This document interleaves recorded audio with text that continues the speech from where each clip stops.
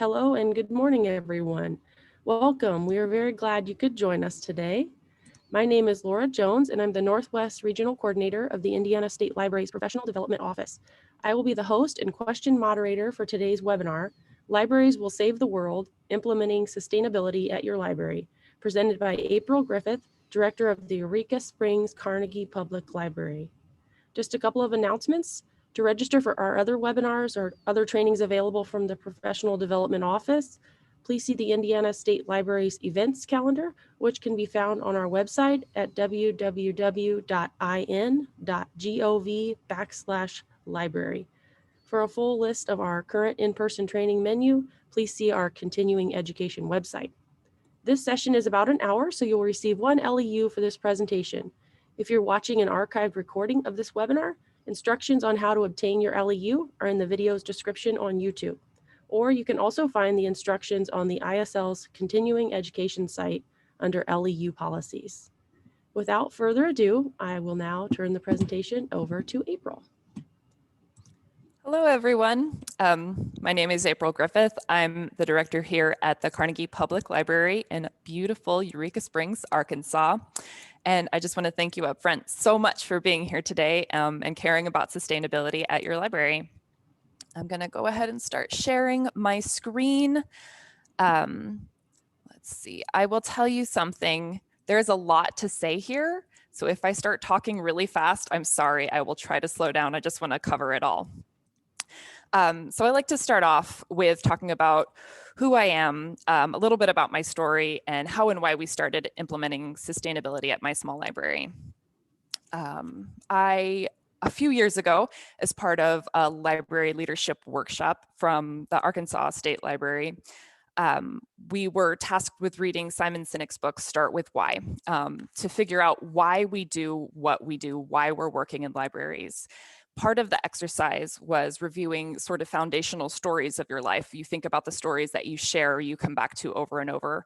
And a lot of my stories had to do with traveling and seeing so many different awe-inspiring things. One story in particular that really stuck with me was when I did a semester at sea. And if you're not familiar with that, it's a study abroad program where you live on a cruise ship for a semester and you travel around the world and you stop at different ports of call. Any day you're on the ship, you're attending college classes. When you're in the country, you're released to sort of explore the country, which sounds a little crazy, but it was an amazing experience. So one of those times I remember sailing into the Bay of Bengal and just looking at the water, and it was so blue and it was amazing. And it literally sort of just struck me dumb how amazing all of it was.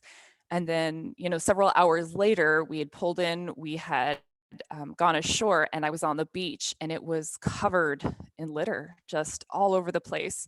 So this was in 2004, shortly after the Boxing Day tsunami, which resulted in almost 250,000 casualties, and it displaced 1.7 million people.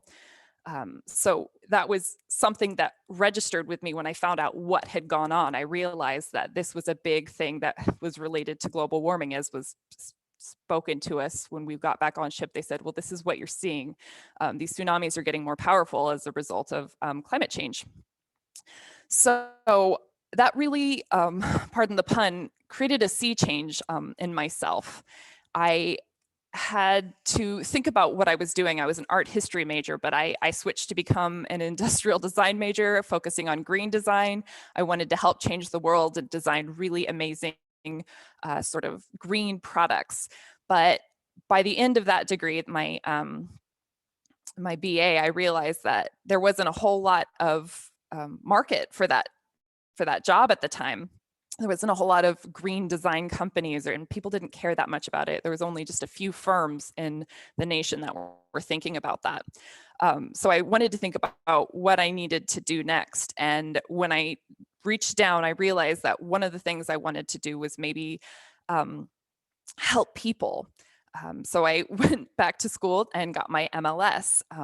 So the statement I came up with, and it's something that I think all librarians do, is that we plant the seeds of curiosity that lead to the abundance of wonders in our world. In the end, we're here helping people. That's why we do what we do. Essentially, you might love books, you love reading, but I think something drives you more to help people. These pictures here are some of our patrons here in Eureka Springs, and these people, I'm sure you have some of this. These people aren't just patrons and people that come into the library. These people are my neighbors. This is my community, and they mean so much to me. That group of boys right there came in for a long time. They're grown up a little bit now, but they used to come in all the time. We're always playing on the computers, so they're kind of like a second family in a way.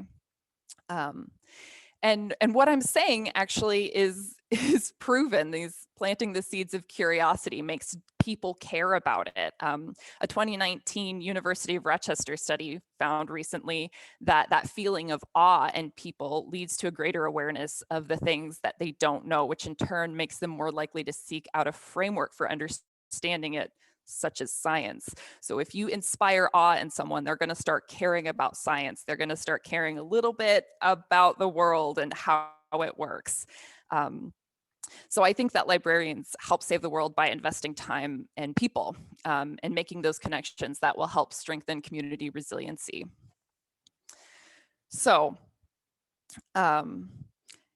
you probably know that also in 2019, ALA came out and made sustainability in libraries one of their core values, which I think is really fitting. I think libraries in their very nature are very green. They share their resources with larger communities, but I think that we can do more. And I think that's what ALA saw too. We can, sorry, taking a deep breath because I'm talking too fast. We can reduce our environmental impact of our day-to-day operations. They talk about how we can have green buildings. We can seek to minimize consumption of resources, either in the building or in our operations.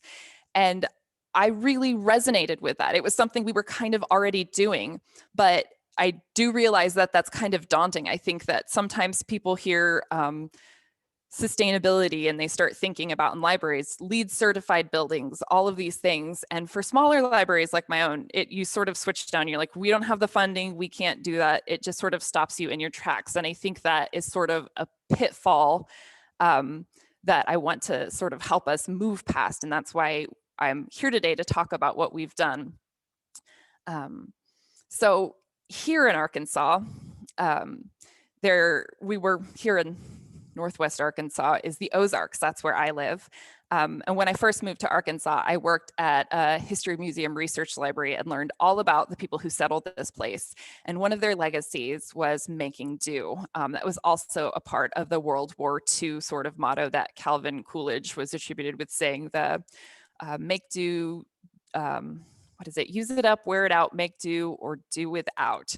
And it's a motto of Americans during the Great Depression as they adopted, and I said World War II, I meant Great Depression, as they adopted new strategies to survive. And I saw these habits embodied by a lot of people still here, but also by my own grandmother. You know, she lived through the Depression, but she also took these habits with her entire life. And would hold on to things in case she thought they might be useful later. So frugality and thrift was a big part of what she taught me. But I feel like, unfortunately, we've moved into a day and age where we're more of a throwaway culture. Rising incomes, increased manufacturing, it makes it seem easier to use something and then just mindlessly throw away the package. Or if something breaks, say, well, you know, this is broken, but it's easier and cheaper to just go get a new one to replace it. But I saw this practice as well of making do with what you have based on limited resources at all of the libraries that I worked at. First, the way we'd save scraps of paper. You know, if someone printed on one side, we'd make sure there was scrap paper, or if there was some white space, we'd chop it up for little scratch notes for paper. We'd save fabric for craft programs.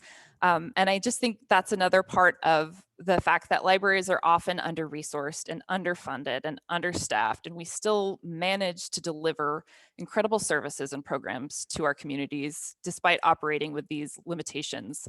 And not that I want to glamorize working with scarcity, but this mindset does create a sustainable approach that's appropriate for the times we are living in. In the concept of permaculture, this aligns with the principle of using edges.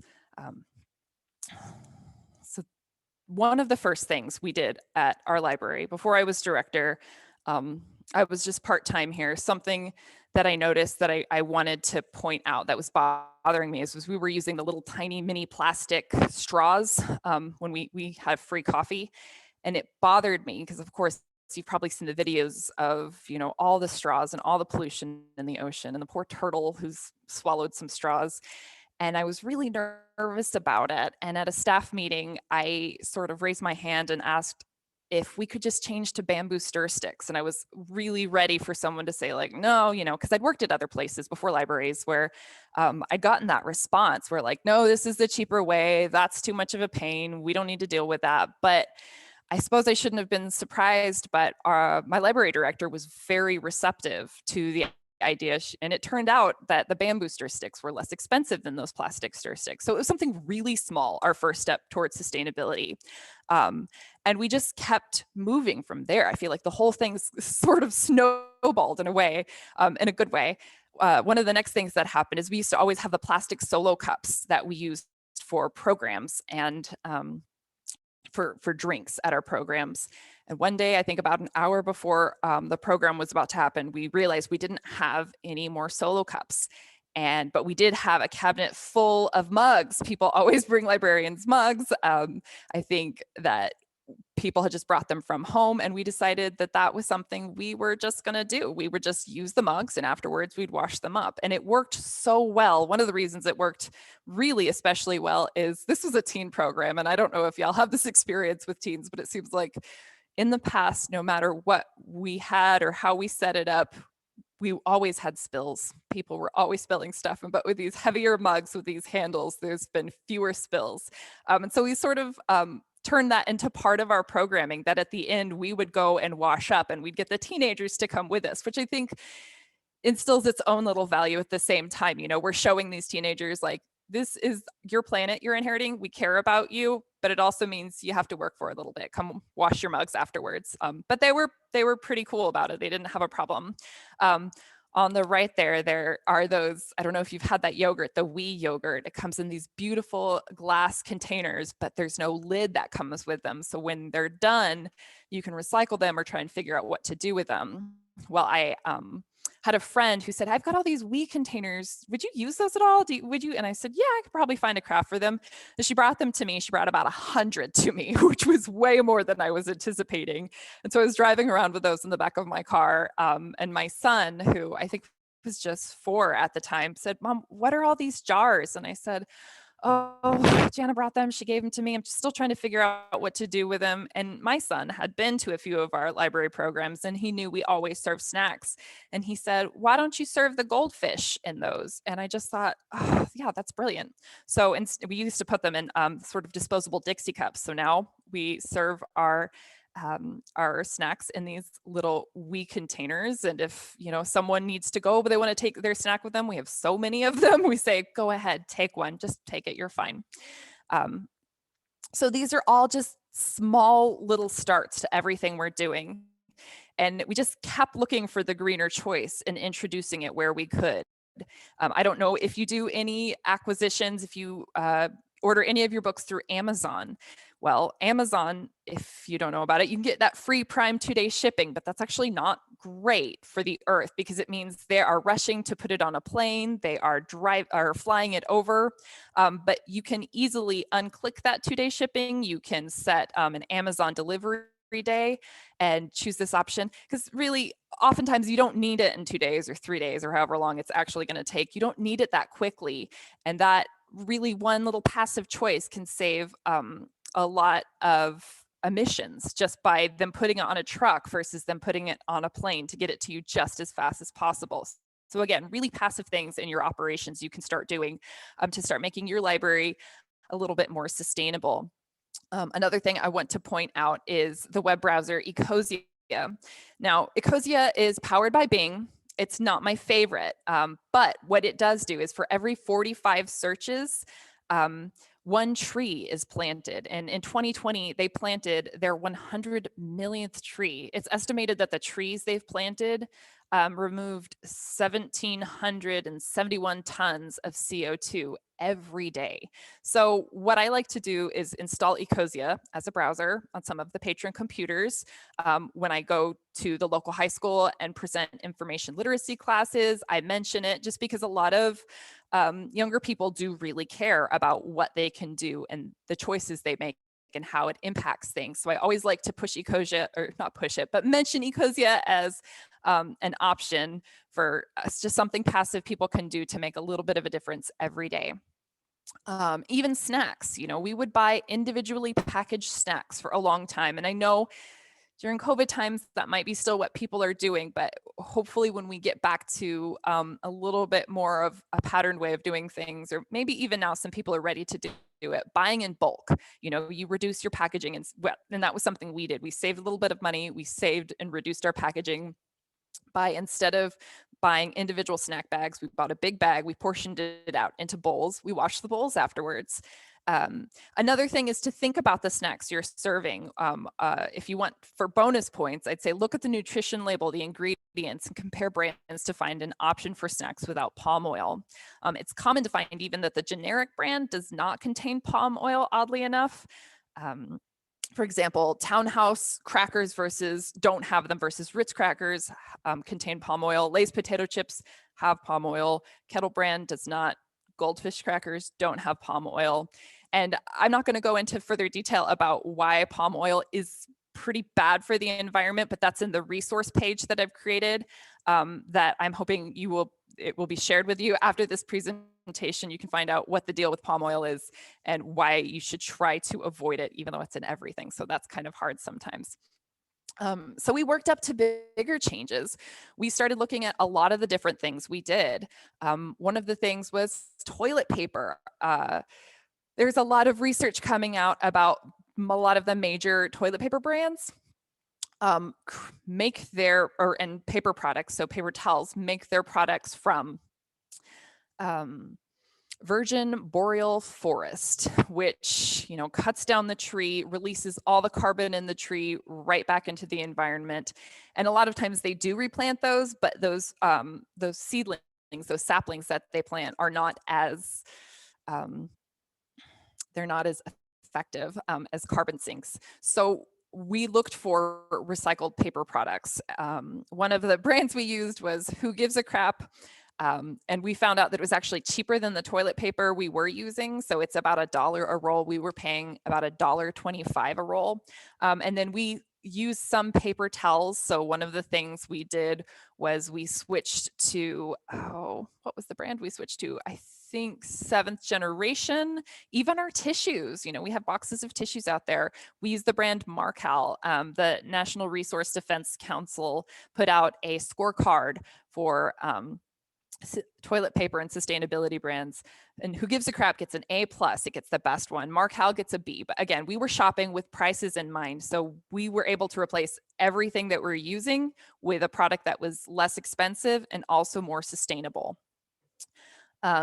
So after conducting our own informal building energy assessment, which is, a lot of energy companies will go out and do there, but we're kind of a small library. So we were calling our utility company, trying to get them to come out and do a energy assessment, efficiency assessment of our building, and couldn't get it to happen. So we did our own.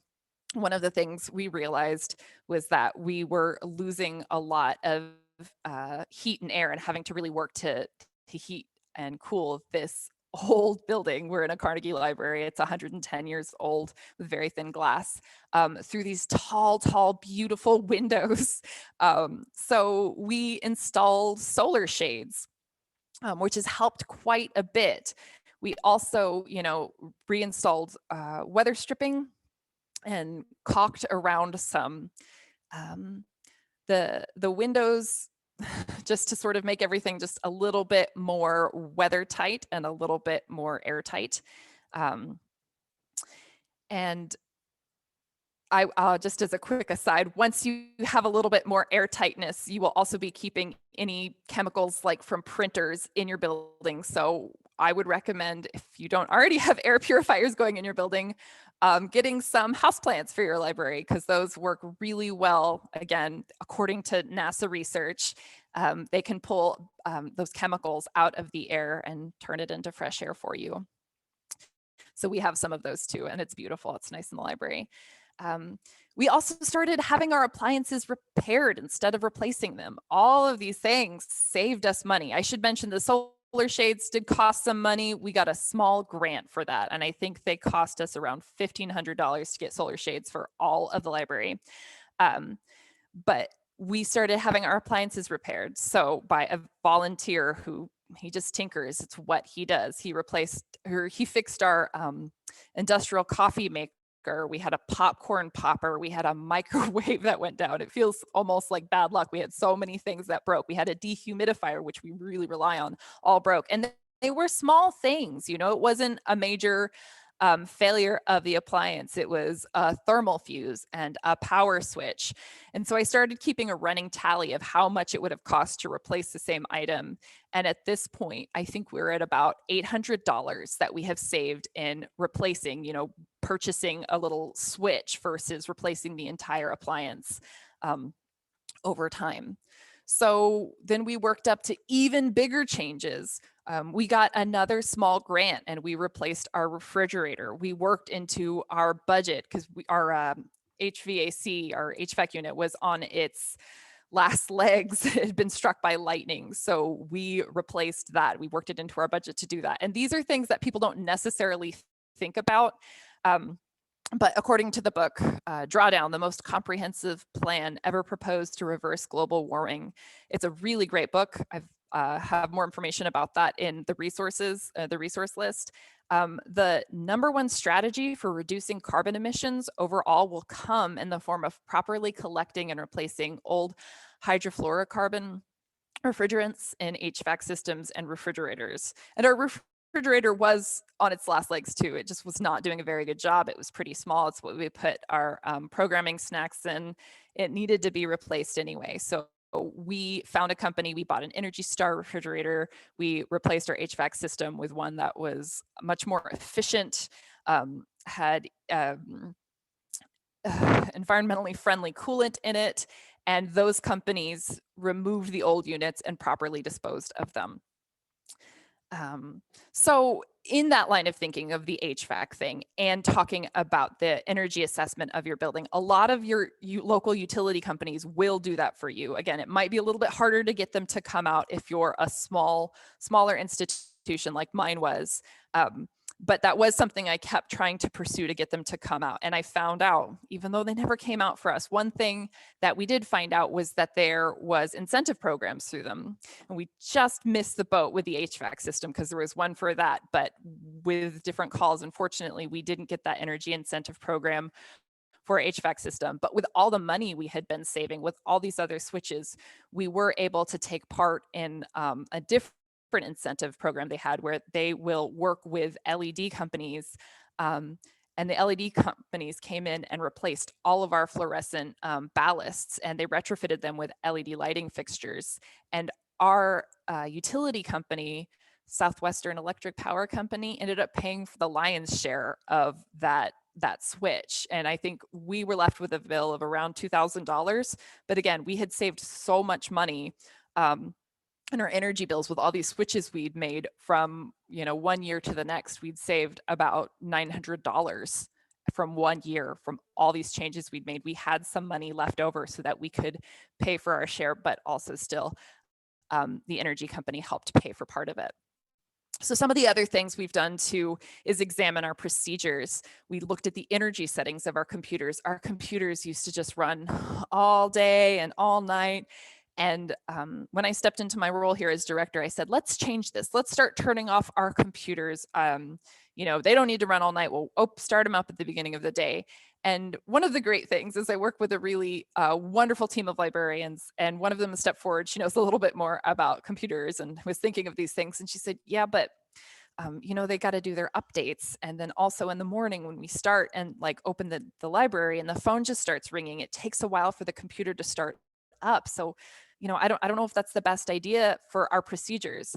So it was definitely something that we had to stop and think about and say like, well, maybe we shouldn't completely turn them off, because if it takes them a full 10 minutes to start up and for us to open um, the software that we need, it's going to take too long. But what we did do was changed and activated our computer power saving settings. And maybe this is something you've already done, maybe it's not, but it's a real simple fix, something you can do that does save a lot of money. So your machines aren't just running constantly without end. And it's something that we have go faster. I think we used to wait, it was 3 or 4 hours before it would go to power save in some of the computers. And now we have it happen after, I think, 15 minutes of not being used. And when it turns back on, it turns back on much more quickly than if you were just booting it up from scratch.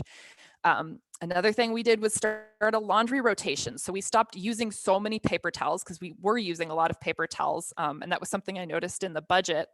And we wanted to reduce that cost. And what we started doing was something I saw at the history museum I'd worked at. Was at the history museum, we had sort of dress up clothes for kids so they could look like historical figures. And if you worked on the weekend, we had a rotating position. Someone had to work a Saturday, like every 3 or 4 times, or every 3 or 4 months, you had to work a Saturday. You would also be responsible for taking the costumes home, washing them, bringing them back. So we introduced the same sort of thing and started using more dish towels here. And it is a pretty simple program. It's not something that everyone on staff is required to do. It was definitely volunteer based. So people who felt like it was going to be sort of too much work for them to do it, if they rode their bikes to work, if it was just not feasible for them to take home that laundry, they didn't have to participate. But again, we have in our small staff of 8 people, we have enough people participating in this laundry rotation that, again, it's something that I only have to do maybe every couple months. I'll take it home once a week and wash it. So it's not too much of a burden. Let's see, we also started recycling DVDs and CDs. That was something we noticed, our DVD collection would get scratched and it would go right in the trash, and that was bothering me a little bit. So we started as an Earth Day promotion a few years ago, telling the town we'd collect their scratched DVDs and we'd do it and we'd send it to the CD Recycling Center of America. And it was really a pretty popular program. So we just sort of kept it up, and we have this bin. And we've worked with now other organizations in town to talk about what they can collect. We started collecting all of our old markers from programs that went dry, thinking like, oh, I think I'd heard about this Crayola recycling program, and they'd recycle old markers, the plastic markers, which are really hard to recycle. And so we collected a big bag of them, and then I went on to figure out how to do it. And I couldn't do it because I wasn't in a school, and it's only for teachers. So I reached out to the art teacher at the local high school, and she was all about it. So now they're collecting all of the markers, all of the pens, and sending it to Crayola. And there's a lot of programs that recycle hard to recycle items like this.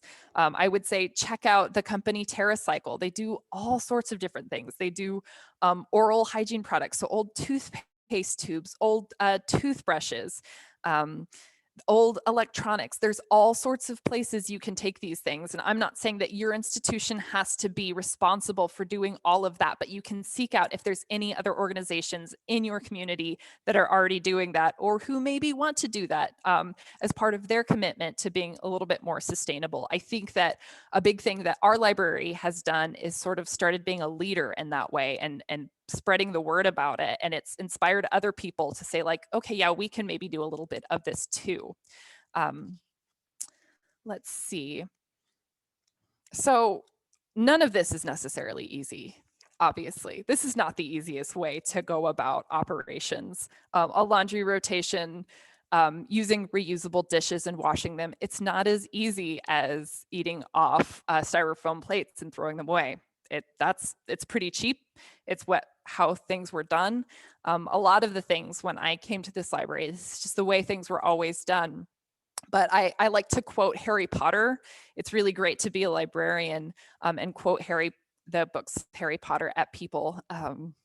Because you look at and think that just because it's easy doesn't make it right, and dark and difficult times lie ahead, and soon we must all face the choice between what is right and what is easy. And I think that when you put it that way, a lot of librarians will realize that the right thing to do is make the sustainable choice. I also want to point out that in the course, in the journey of becoming more sustainable, you will find things that you're doing wrong or a choice you made that maybe wasn't the best choice, and it feels it doesn't feel good, or you think I'm just doing this small thing and maybe it's not enough. But I think that every step is important. And I want to repeat this quote that we don't need a handful of people doing zero waste perfectly. We need millions of people doing it imperfectly for it to be impactful. Or rather, we need millions of people and businesses and organizations doing sustainability imperfectly. And I think that libraries can really help lead the way. So then we started, thinking about how we could share this in programs. So some of the things we did was we worked with the Native Plant Project locally, and I'm sure there are ones in Indiana State and throughout the country. There's different native plant projects, and what they're doing is spreading the word about the importance of native plants. I'm sure we all have ornamental plants planted in our gardens, so I love hydrangeas. I have a big hydrangea bush, but a lot of these plants aren't actually native to the United States. A lot of them are from Asia, and that's why they grow so great here, because there's not a lot of pests who have evolved to eat them. And while that sounds kind of nice, right? No one's going to necessarily attack my hydrangea. There's nothing eating it down. That ecology is super important to the environment. So you may have read any book by Doug Tallamy. I think Nature's Best Hope is his most recent book, and he's a big native plant spokesperson. And basically how he breaks down the importance of native plants is talking about the oak tree is a really great example. Oak trees are pretty basic. They're very strong. Maybe more people would choose a maple tree, but he did some studies to figure out how many different species of insects rely on an oak tree. And I think it was somewhere in the 900s. There was like 900 something different insects that relied on oak trees, either for food, as a place to plant their eggs, etc. Whereas some of these other small trees, like a magnolia tree, if it's not a native magnolia tree, nothing eats it, nothing grows on it. And maybe that seems great, except that there's so many different animals in the food web that rely on those caterpillars and those beetles. The birds rely on them, and the frogs and the snakes, and then whatever eats those things. The raccoons eat the frogs. All of this sort of local wildlife, all the cute furry animals in the end rely on native plants through that food web. So we had someone come out from the Native Plant Project and give a talk about that and sort of break it down for people and pass out resources about how people can start purchasing native plants for their own gardens and different nurseries locally where they can find native plants to their area. We also worked with the Climate Reality Project. You've probably heard about the Climate Reality Project. It sort of spawned from Al Gore's An Inconvenient Truth movies. This is the big project. What they're doing is they're teaching people the science behind climate change. And if you go to the website, you can do a request, and one of their climate reality leaders will come out and do a free presentation for your community and talk specifically about the risks of your particular area, what climate change factors will affect your area, which sort of creates that personal connection. Here in the Ozarks, one of the biggest risks is drought and then fire. We're not on a coast, so we're not going to really experience a lot of hurricanes. But, when you put it that way, like drought and then it leads to fire, that really, I think, connects with people. And it's not all doom and gloom. In the end, they also talk about ways people can act to make changes to try and help make things a better life. A lot of theirs has to do with making calls to the representatives to talk about things. So that's sort of what they're aiming at. But I really valued the fact that I could get someone to talk about this who's basically an expert to talk about climate change and the science behind it. We also started a seed library. Seed libraries are very popular.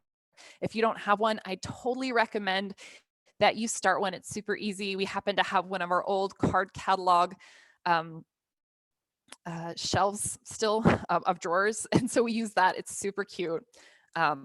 And it wasn't expensive either. Now, ideally, seed libraries after a while self-sustain because you give out sort of an agreement that people, when they grow their things, if they can, they'll harvest some seeds and bring them back and share them back. And it's a lending, if you will, library.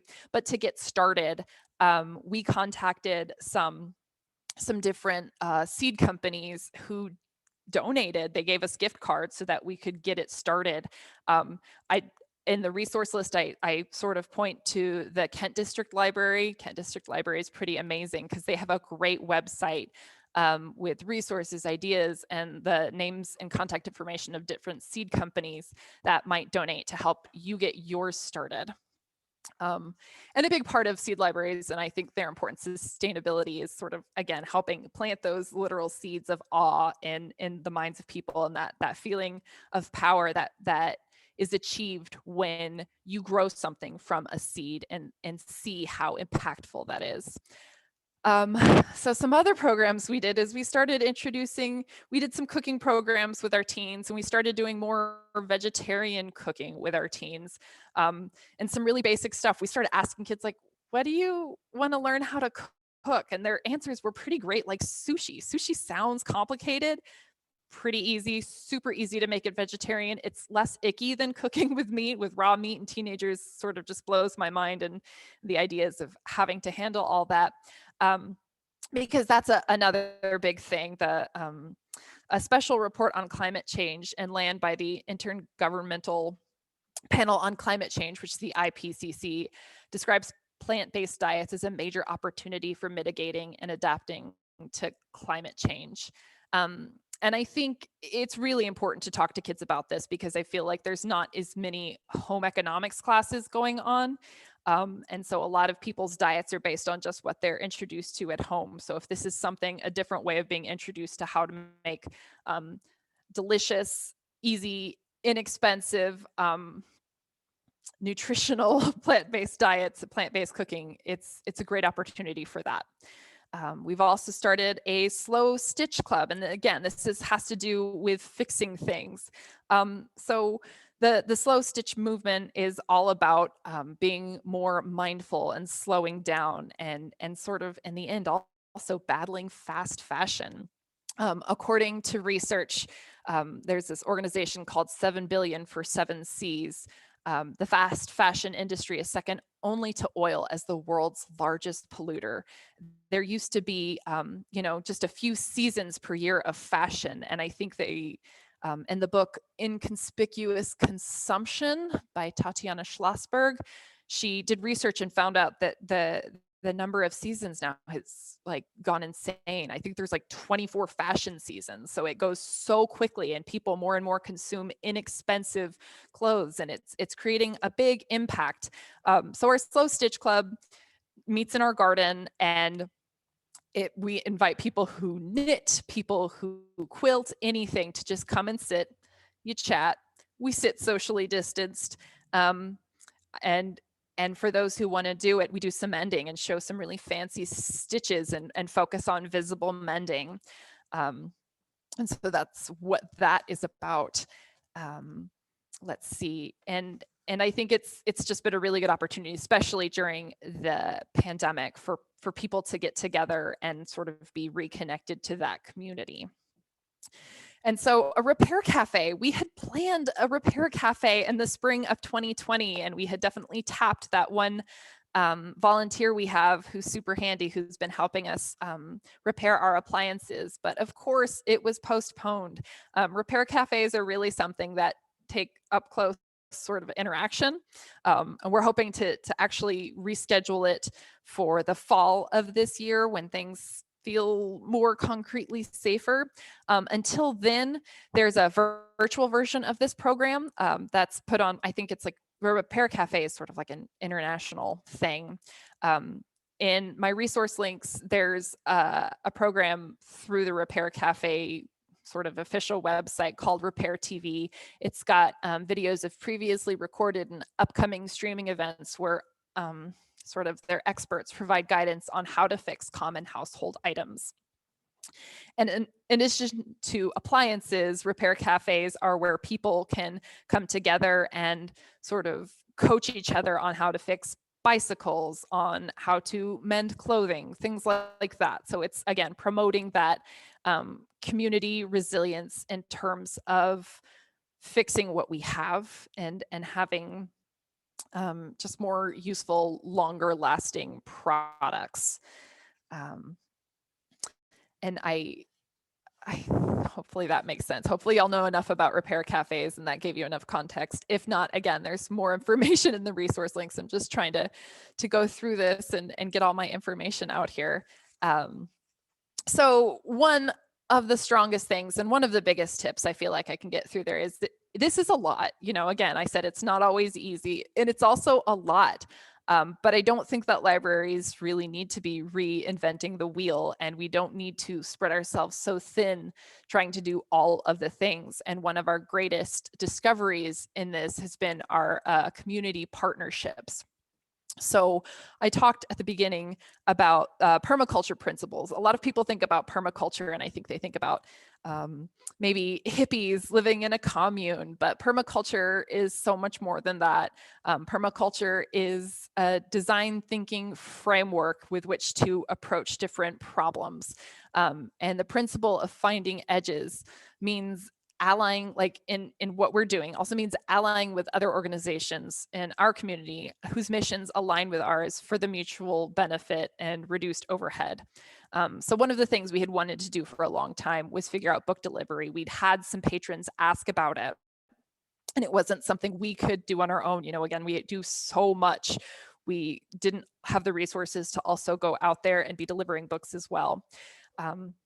During the pandemic, the local Methodist Church was delivering free meals to anyone who needed it for people who had to stay at home. And I had noticed that this was something that they were doing. I'd worked with them before doing an outreach program with a caregiver group that met there. So I already had like a little bit of contact with them. So I reached out and I said, so I see you're doing book delivery, or I see you're doing food delivery. I'm wondering if you'd also be willing to do book delivery too. And it turns out they were super excited to do it. They had more volunteers and not enough need. They had volunteers who were so excited, but they were saying, we need more work. You know, I go out into my section of the neighborhood and I only make 1 or 2 drop-offs and I want to make more. So we were able to align our book delivery program with this meal delivery program, and it worked out really well. We've also worked with the farmers market. We asked first if we could do a story time program at the summer's farmers market because we noticed there were a lot of kids there.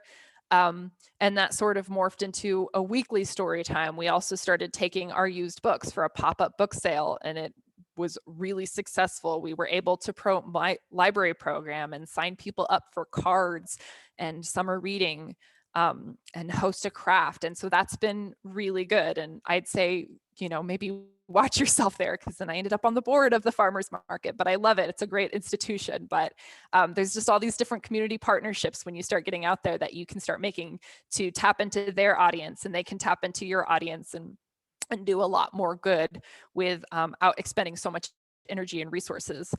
We've also partnered with our community center. The first collaboration we did was for a Lights On After School rally. Most recently, we participated in a big outdoor Earth Day celebration. Again, why have, you know, 7 different events for Earth Day when you can have one big one?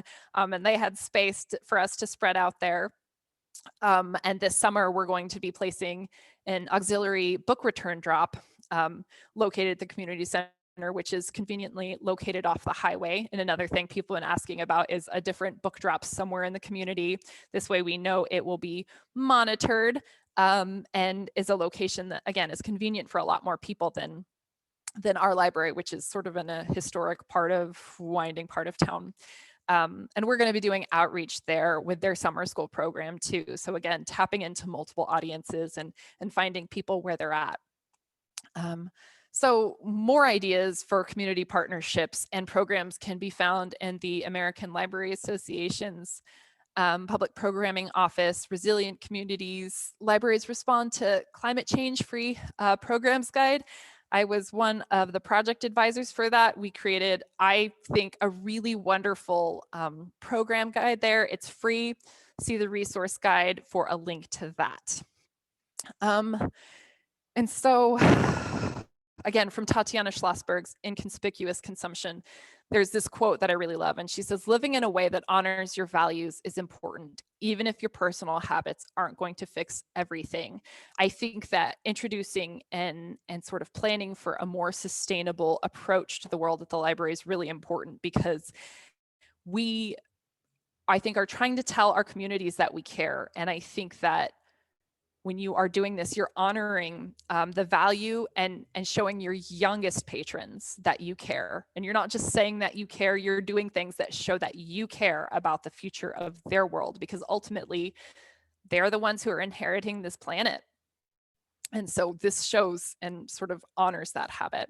But I will say that in the midst of all this, again, it's a journey and things don't always work out. And that can be very discouraging. There's a book called A Field Guide to Climate Anxiety by Sarah Jaquette Ray, and she talks about this concept of pseudo-inefficacies, wherein this idea comes in that you're not doing everything right, or maybe someone will come up and tell you that your individual actions make no difference. This has definitely happened to me before I worked at libraries. Really helpful people would come and say that, that you recycling doesn't do anything. You doing these things, that doesn't really make a difference. It's not going to change anything. First of all, these actions do add up. And furthermore, these aren't individual actions. These actions are on a bigger scale because they're organizational and they affect their whole community. You're not only buying more sustainable toilet paper, more people are being exposed to these types of actions, and that ripple effect has limitless potential.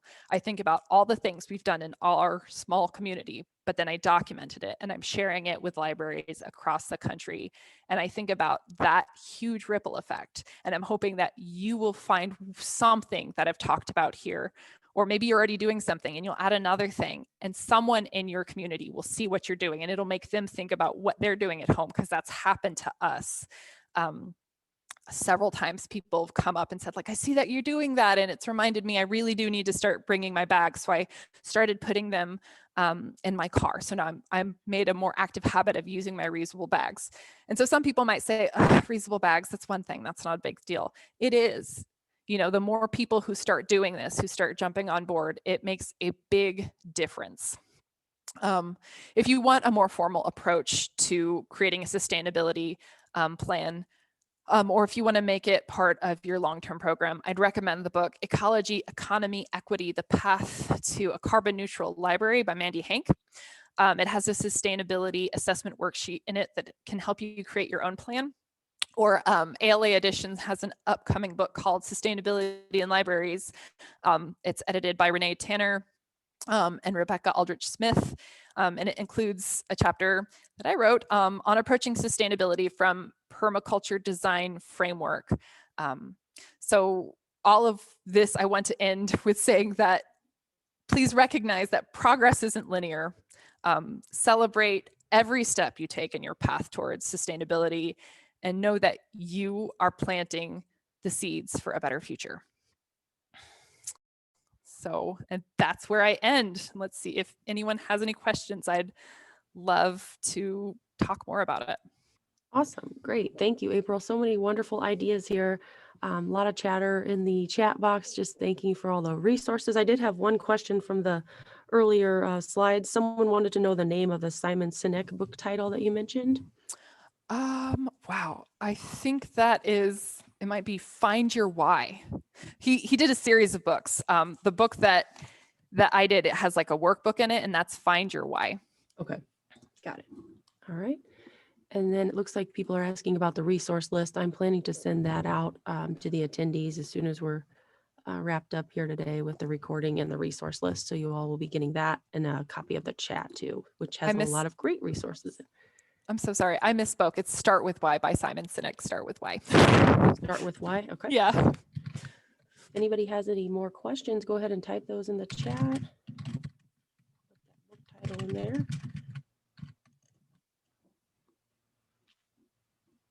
Okay, here's a question. How do you work with your staff and library board to get buy-in for these great ideas? Well, I think a big part of it is including them. It's not just me saying, these are my ideas, this is what we're doing. I think a lot of times at our staff meetings, the way I like to frame these things is I sort of present like, this is a challenge, like the paper towel challenge, like this is the challenge we're having. And this is an idea that I have. What do y'all think? And it's never just like, this is what we're doing. A lot of times, and that was an example where I said, I think we should do this. But there have been other things where I'm like, we're having this problem. Here's the challenge. What can we do? And taking care to really let them come up with ideas and be a part of it. Because I think that is a big part of it. I'm trying to think of something else. So we have free coffee at the library and for patrons as well. And I remember part of it was telling, asking them like the lady who works in the building with the free coffees. I know it was like, this might create more work. What do you think about this? And she said, let me think about this. Well, that does seem like a thing. And she came back and she said, okay, what if we get a portable, like a countertop dishwasher? And it wasn't a whole lot of money. And she said, but also here's some compostable cups, because she was like, some people do want to leave with their coffee. And then what if the portable dishwasher breaks down? I don't want to be left with a big dish, a sink full of dishes, which was actually really great, because one of the permaculture things is you don't want just one solution, because if that solution fails, then you've reached a big crisis. So really involving people in the process has been wonderful for buy-in, because it helps them come up with the solutions and they champion those and they think of a lot of aspects that you yourself might not think of. So that's been how I've been able to do that, is make it like a team effort. Okay, great. Looks like I'm scrolling around. I don't see any more new questions in the chat.